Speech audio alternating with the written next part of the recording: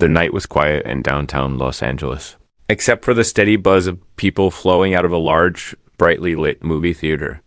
The posters outside glowed in neon, showing the faces of Hollywood stars. Inside, the air smelled of popcorn, butter, and the faint sweetness of soda. It was a Friday night, and the theater was packed. People came to laugh, cry, and forget about their problems for a couple of hours. But among the crowd, there was one man whose presence nobody expected. Sundar Pichai, CEO of Google, sitting quietly in the middle row, wearing a plain hoodie and jeans, trying to blend in. Most people didn't recognize him. A few whispered when they noticed, but Sundar kept his eyes on the screen, his expression calm and thoughtful. He wasn't there for entertainment alone. The movie playing wasn't even a blockbuster. It was a small independent film about an underdog's fight for justice. Sundar had been invited by the director, a young man from a small town in India who had sent him a heartfelt letter months ago, saying that his film was inspired by Sundar's humble beginnings. As the credits rolled and people began to stand.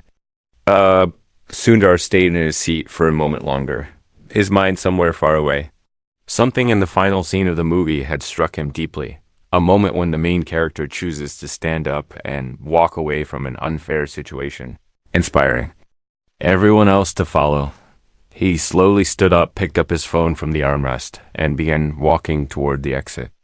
But just as he reached the lobby, something happened that would change the night for everyone. Near the concession stand, a young boy, no older than 12, was trying to pay for a bottle of water. His clothes were worn, his shoes scuffed, and his hands shook slightly as he counted coins on the counter. The cashier, looking impatient, sighed loudly and said, "You're short 50 cents. You can't buy it." The boy's face fell.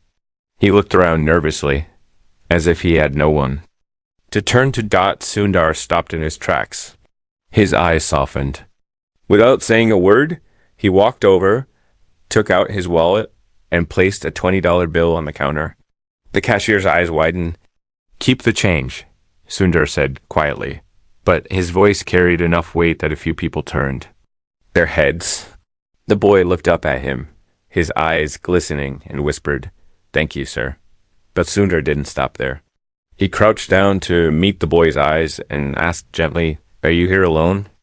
The boy nodded slowly, clutching the bottle of water like it was the most precious thing in the world. Sundar hesitated for a moment, sensing there was more to the story. Behind them, the crowd had paused. People waiting for their friends were now watching the scene unfold. Something about the quiet sincerity in Sundar's voice made them pay attention. "Where are your parents?" Sundar asked. The boy's lips trembled. "My mom, she's outside. She's not feeling well." Without a second thought, Sundar stood and said, "Let's go to her." As they walked toward the glass doors, people began to murmur. Some recognized Sundar now, whispering his name, pulling out phones to take pictures. Others just sensed that something unusual was happening and moved closer to see. Outside, sitting on a bench under a dim streetlight, was a woman who looked exhausted and pale. Her clothes were clean but old, her hair tied back loosely.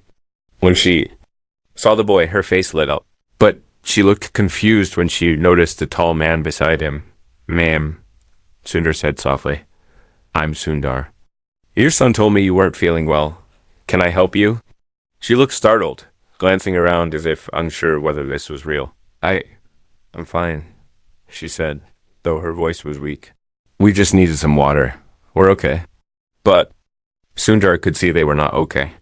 The woman's hands were trembling, and the boy stood close to her, almost protectively. Then, without warning, a voice from the crowd called out, "Is that Sundar Pichai?" More people gathered, curious, phones in hand. Sundar ignored the attention, his focus entirely on the woman and her son. And then came the moment no one expected. Sundar removed his jacket and placed it gently over her shoulders. "You look cold," he said. The woman's eyes filled with tears, and for a moment there was silence. No one in the crowd spoke. Something about the simple act seemed to cut through the noise of the world. But then, from the corner of the street, a man started walking toward them, fast, angry, and clearly agitated. The boy's eyes widened in fear, and the woman's. Shoulders stiffened. Sundar noticed instantly. "Who is that?" He asked quietly. The boy's voice was barely a whisper. That's my dad." The man was only a few steps away now, his voice sharp and accusing. "What are you doing here? Who is this guy?" The crowd shifted uncomfortably, sensing tension. Sundar straightened his posture, ready to speak. But before he could say anything, the man's next words made everyone's heart skip a beat. "You shouldn't be talking to him," the man said coldly. "He's the reason we lost everything." And in that instant, the quiet night outside the theater turned into something charged with mystery and unspoken history, leaving everyone, including Sundar, wondering what truth was about to come. Out, asterisk, the crowd outside the theater seemed to hold its breath. People who had just minutes ago been laughing about their favorite movie scenes now stood in tense silence, eyes darting between Sundar Pichai and the man striding toward him. The man's steps were sharp, almost like each one was driven by something that had been building inside him for years. He wore a faded leather jacket, his hair was unkempt, and his jaw was clenched so tight it looked painful, thought the boy instinctively. Moved closer to his mother, his small hand gripping her sleeve, while her eyes shifted between the two men. She looked like she wanted to say something but couldn't find the words. Sundar stayed still, his expression calm, though his mind was racing. "What do you mean I'm the reason you lost everything?" Sundar asked, his voice low and steady. There was no defensiveness, only genuine curiosity. But to the man, those words seemed like a spark to dry wood. "Don't play innocent," the man spat. "Years ago I had a job. A life, a future. Then you came along with your big company and your so-called innovations and you shut down the place where I worked. Just like that. No warning, no second chance. Hundreds of us left with nothing. Do you even remember?" The crowd shifted uncomfortably. Some people began to whisper, others recording quietly with their phones. Knowing this was no ordinary confrontation, Sundar searched his memory. He had been part of countless projects, decisions, and strategies. He knew that the scale of a tech company often meant unintended consequences for small businesses and industries. But this was the first time someone had confronted him face to face with such raw pain in their voice. The woman finally spoke, her voice trembling. "Raj, please, not here." Not in front of everyone, but Raj, the man, didn't look away from Sundar. "No, they should hear this. They should all hear what happens when people like him make decisions from their glass offices. They don't see the faces of the ones who pay the price." Sundar didn't interrupt. He stood there, the weight of the accusation settling over him. He could have easily walked away. He could have called security or used his status to shut the conversation down. But instead, he took a slow breath and said, "Tell me everything." Those 3 words seemed to surprise Raj. His shoulders tensed, as if he had been preparing for an argument, not an invitation to speak. "You really want to know?" he asked, his tone still edged with suspicion. "Yes," Sundar said, simply. So Raj began. He told the story of how he had worked in a small software company that had been building a local search tool for years. They had loyal clients, good people working long hours. But when Google released its new platform, backed by algorithms and endless resources, their client base dried up almost overnight.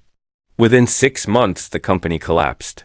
Raj, who had been a lead developer, found himself scrambling to feed his family. Jobs were scarce. Bills piled up.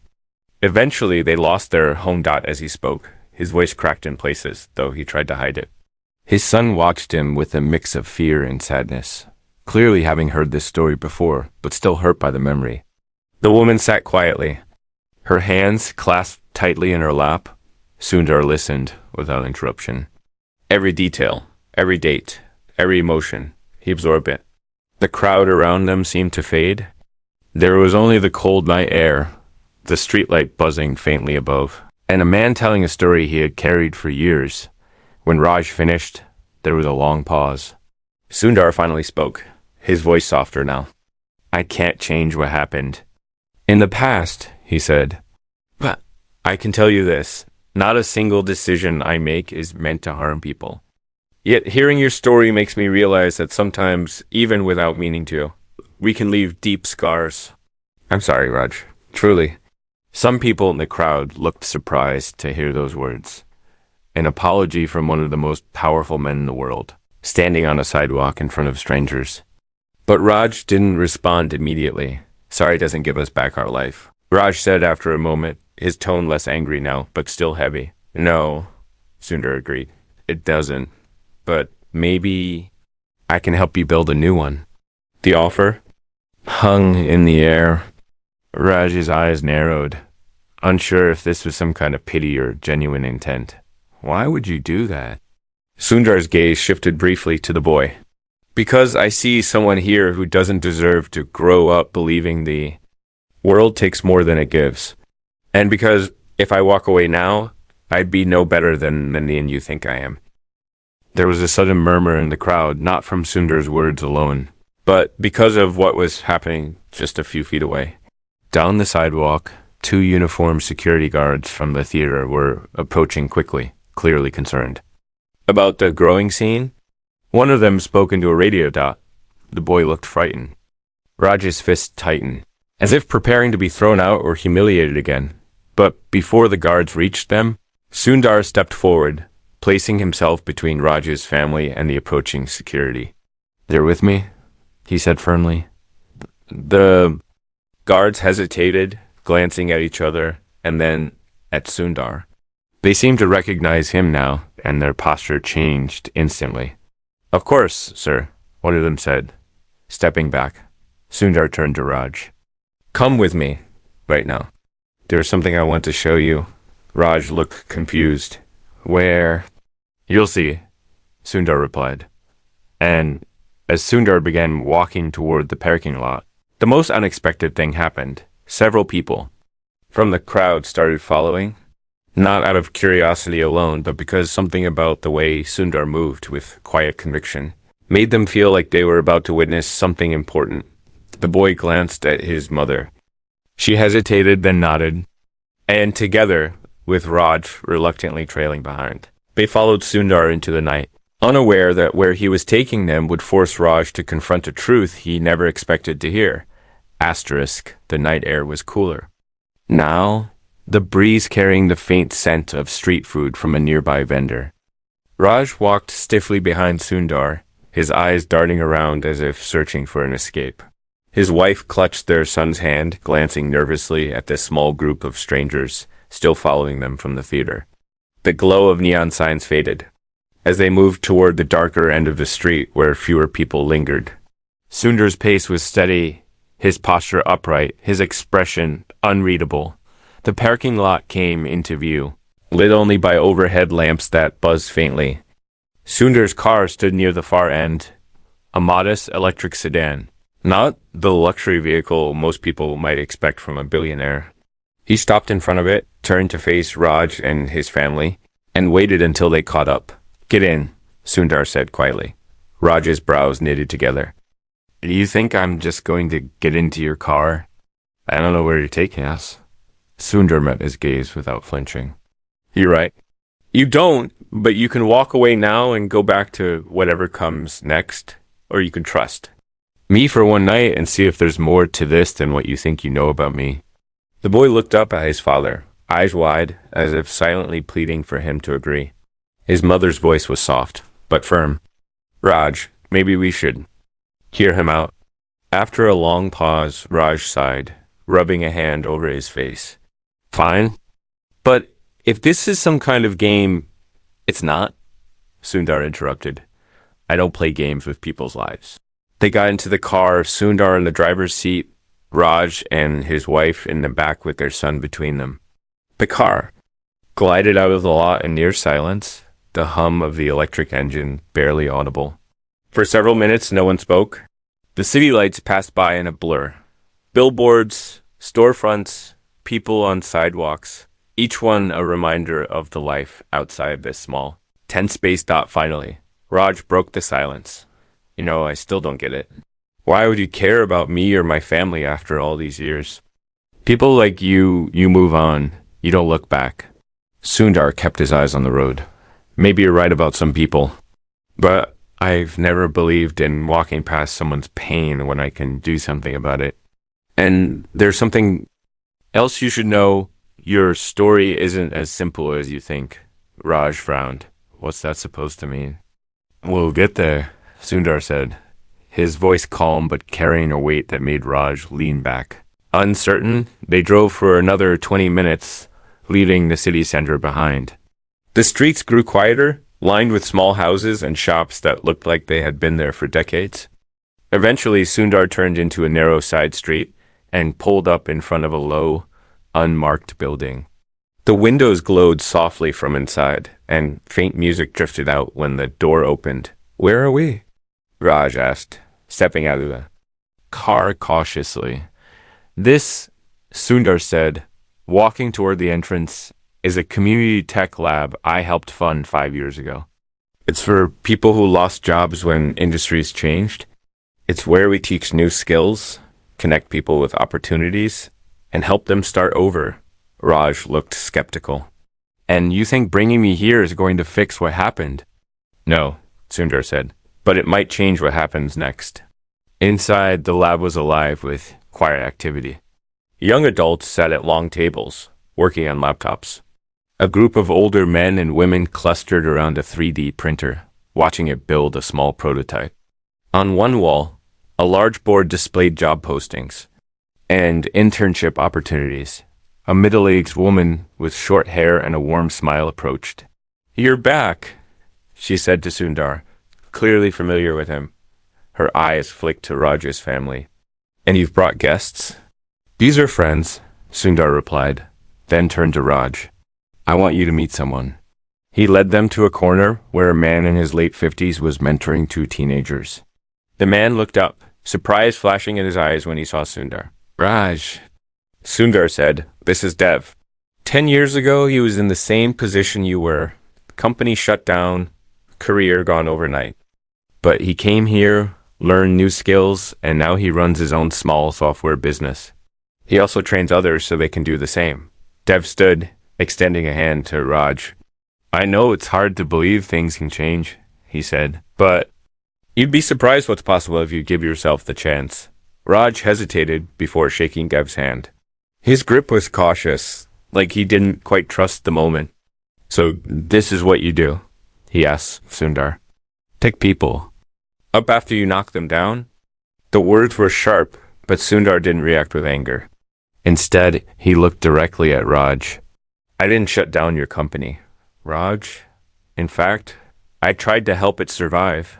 Raj froze, his brow furrowing. "What are you talking about?" "We reached out," Sundar continued, "with an offer to partner to integrate your software into our platform. Your CEO turned it down. He thought we were competition, not potential allies. I respected his decision, but when the company closed, I couldn't do anything without his agreement. I didn't take your job away. I tried to save it." Raju's face went pale. His wife's eyes widened, and the boy looked between them, confused. "Are you saying all this time?" "All this time," Sundar said gently, "you've been angry at the wrong person." Raj's jaw tightened. "Then why didn't you say anything before? Why not tell us back then?" "Because I didn't know your name or your story until tonight," Sundar replied. "And now that I do, I'm not letting this end the way it began." Before Raj could respond, Dev placed a hand on his shoulder. "If you want, I can show you what we're working on. You might find it familiar." Raj's eyes narrowed, curiosity breaking through his anger. "Familiar?" Dev smiled faintly. "Let's just say, it's a project that started where your old company left off." As they walked toward the workstations, Sundar stepped aside, letting Raj see for himself. The boy tugged at his mother's sleeve, whispering something. But she kept her gaze fixed on her husband, watching his guarded expression slowly shift to something else. Something that looked a lot like Hope Dot, but just as Raj leaned over a computer screen, his phone buzzed. He pulled it out, glanced at the screen, and his face drained of color. Without a word, he stepped back, his hand shaking slightly. "What is it?" his wife asked. Raj's eyes flicked to Sundar, then to the door. We have to go now." The urgency in his voice sent a ripple of tension through the room, leaving Sundar and everyone else wondering what danger had just found them. Asterisk, the air inside the tech lab seemed to tighten as Raj's words sank in. The soft hum of machines and quiet chatter from across the room faded, replaced by an uneasy stillness. Sundar stepped closer, his voice calm but urgent. Raj, what happened? Who's calling you? Raj glanced at his phone again, as if hoping the screen would change, but the same number kept flashing. It was an unknown caller, but the name saved under it told a different story. Malik. The muscles in Raj's jaw twitched. We need to leave, Raj repeated, his voice sharper now. This isn't a place to talk about it. His wife's hand tightened around their son's. She looked up at Sundar, her eyes wide with a mixture of fear and silent pleading. It's complicated, she murmured, as if the words themselves might draw unwanted attention. Sundar didn't move out of their way. Instead, he stepped directly into Raj's line of sight. If there's trouble, you're not walking into it alone, not while you're with me. Raj's frustration flared. You don't understand? These people. He stopped, glancing toward his son, lowering his voice. They're not the type you argue with. They find you, they take what they want, and they don't care who's standing in their way. If they know we're here, everyone in this building could be in danger. Across the room, Dev was watching them closely, his friendly demeanor replaced by quiet concern. A few others had begun to notice the tension, pausing in their work, eyes flicking toward the group. Asterisk. Who is Malik? Sundar asked, his tone steady, not letting the urgency rush his words. Raj hesitated, then exhaled slowly, the fight in his posture giving way to something heavier, resignation. He was my boss after my company collapsed. I didn't have options. I took a job with him, and it wasn't clean work. It paid the bills, but it cost me in other ways. I got out a year ago, but people like him, they don't let you go without reminding you that you still owe them. Owe them what? Sundar pressed. Money, Raj said bitterly. A debt I could never repay. They kept adding interest, making sure it would follow me for the rest of my life. And now he's found me again. His wife spoke up for the first time, her voice trembling. We've been moving from place to place for months, trying to keep ahead of him. Tonight was supposed to be a treat for our son. We didn't think he'd find us here. The boy's small voice cut through the heavy air. Dad, is he coming here? Raj didn't answer right away. He looked toward the door, as if half expecting it to burst open at a second. If we're lucky, no, he said finally. But Malik doesn't call unless he's already close. Sundar's eyes narrowed slightly, his mind already working through possibilities. He had dealt with business adversaries, aggressive competitors, and high-pressure negotiations. But this was different. This was raw, personal, and dangerous in a way corporate boardrooms never were. How much do you owe him? Sundar asked. Raj, single quotes, his laugh was humorless, too much for anyone to just hand over. And even if I did pay him, it wouldn't end there. Men like him always find a new reason to keep you on the hook.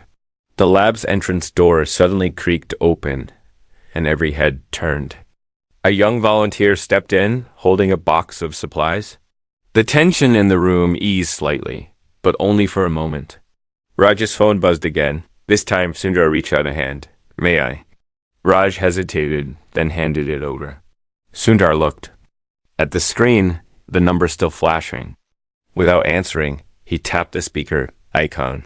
The voice that came through was smooth, almost too calm. Raj, you've been very hard to find.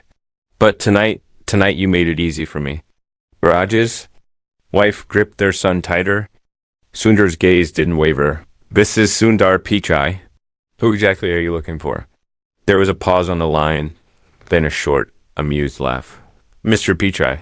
Now that's interesting. I've read about you, but unless you're going to pay Raj's debt yourself, I suggest you step aside. This isn't your business. Sundar's voice was low, but there was steel in it. When someone threatens a family in my presence, it becomes my business. The man on the line chuckled again, though there was an edge to it now. You're a smart man, Sundar. Be smart about this. The family leaves with me, all right? Come in and take them. The line went dead dot. No one in the room moved for a few seconds. Then Sundar set the phone down slowly. He's close, probably outside. He turned to Raj. If you walk out now, you're walking into his hands. But if you stay, I have a way to make sure he can't touch you again. Raj stared at him, torn between skepticism and desperation.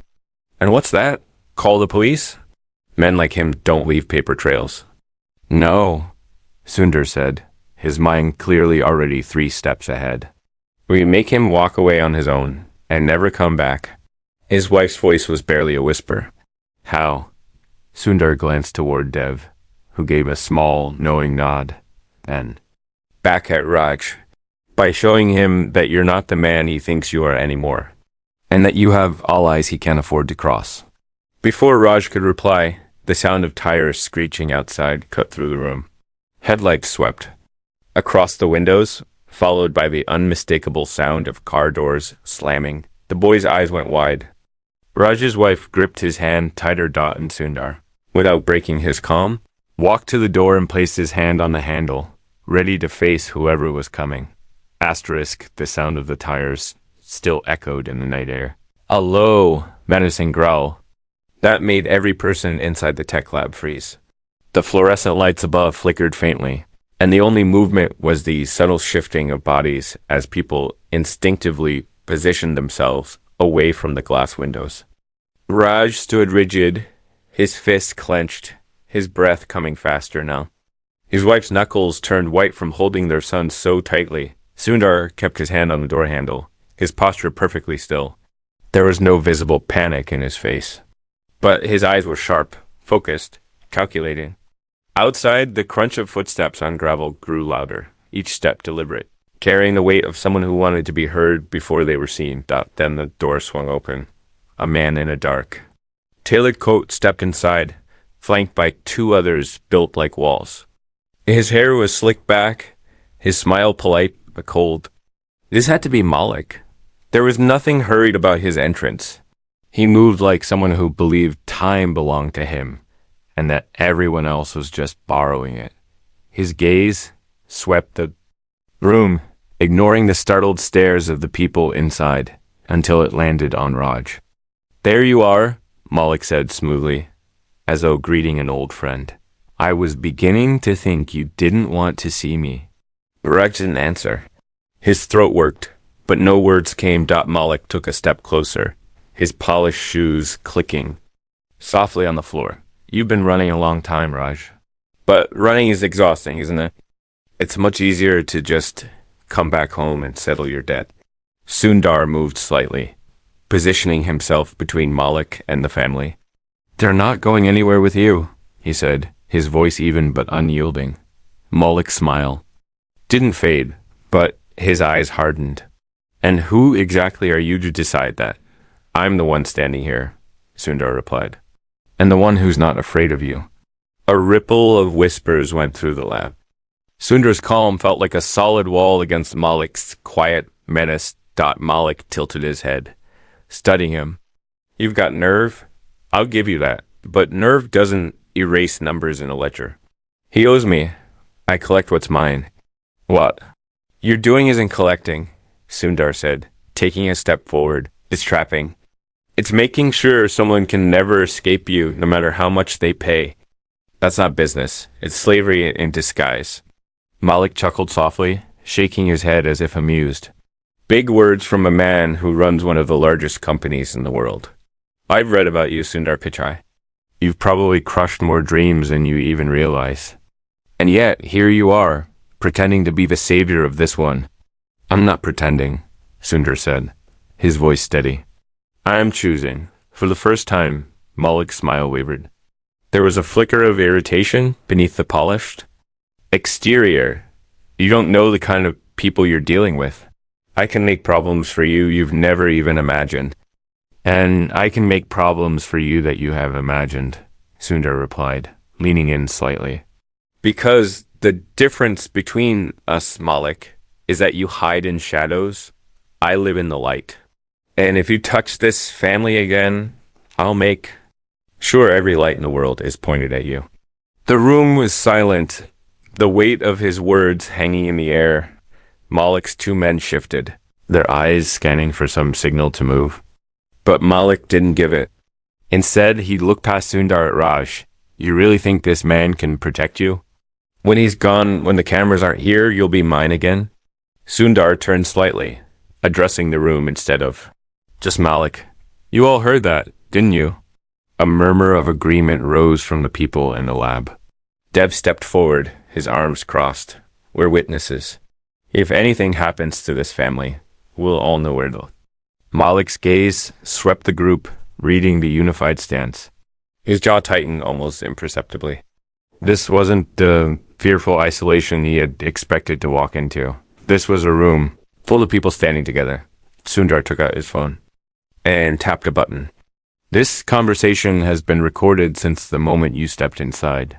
Threats, intimidation, all of it. I've already sent a copy to a lawyer who specializes in organized crime cases. Malik's smile was gone. Now? The calm, confident mask had cracks? You think you've won something here? He said, his tone darker. No, Sundar said.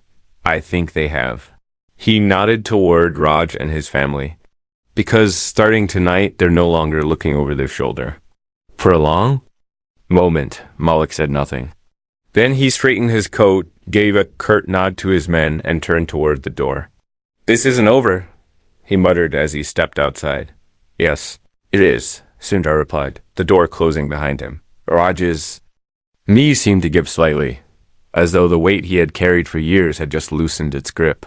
His wife released a shaky breath, and their son buried his face against her side.